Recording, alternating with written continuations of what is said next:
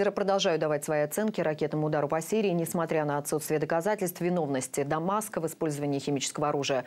Многие страны поддержали операцию коалиции. Впрочем, нашлись и те, кто не стал слепо верить непроверенным снимкам в СМИ. Подробности у собственного корреспондента нашего европейского бюро Михаила Антонова. Позже всех, выдержав заметную паузу, отреагировала федеральная канцелярия Германии. В районе 10 часов утра по местному времени появилось, наконец, на ее сайте заявление Ангелы Меркель, которая поддержала удары западной коалиции по Сирии. Мы приветствуем, что наши американские, британские и французские союзники, как постоянные члены Совета Безопасности ООН, взяли на себя ответственность в подобной форме. Военный удар был необходимым и соразмерным, чтобы поддержать эффективность международного бойкота применения химического оружия и предупредить сирийский режим от совершения дальнейших нарушений.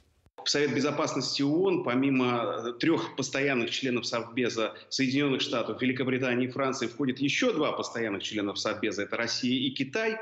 И на ротационной основе там сейчас еще очень много стран. Это и Боливия, это Эфиопия, это Кот-д'Ивуар, это Экваториальная Гвинея, Швеция, в конце концов. То есть получается, что эти 3 страны, взяв на себя ответственность, по сути дела, наплевали на Совет Безопасности ООН, который не давал никаких санкций на проведение военных операций в отношении правительства Башара Асада. И надо сказать, что сегодня утром генеральный секретарь ООН Гутерреш прямо заявил, что дело Совета Безопасности – поддерживать международный мир и безопасность. Очевидно, намекая на то, что действие вне рамок, согласованных рамок, неприемлемо, по крайней мере, для генерального секретаря ООН.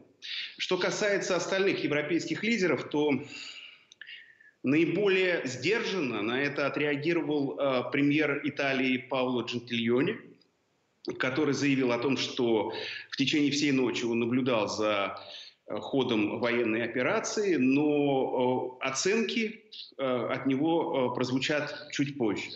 Остальные, в принципе, все единогласно, хором поддержали действия западной коалиции Франции, США и Великобритании. Датчане безоговорочно за.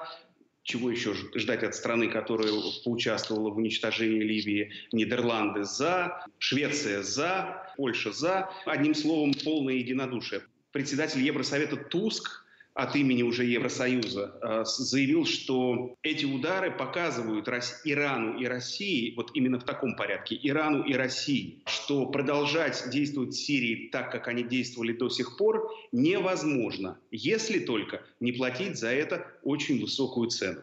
Вот, собственно говоря, что можно сказать о реакции европейцев. Это был Михаил Антонов из Германии. Сейчас на прямой связи из Брюсселя наш европейский корреспондент Регина Севастьянова. Регина, я вас вновь приветствую. Какая реакция на удары уже есть?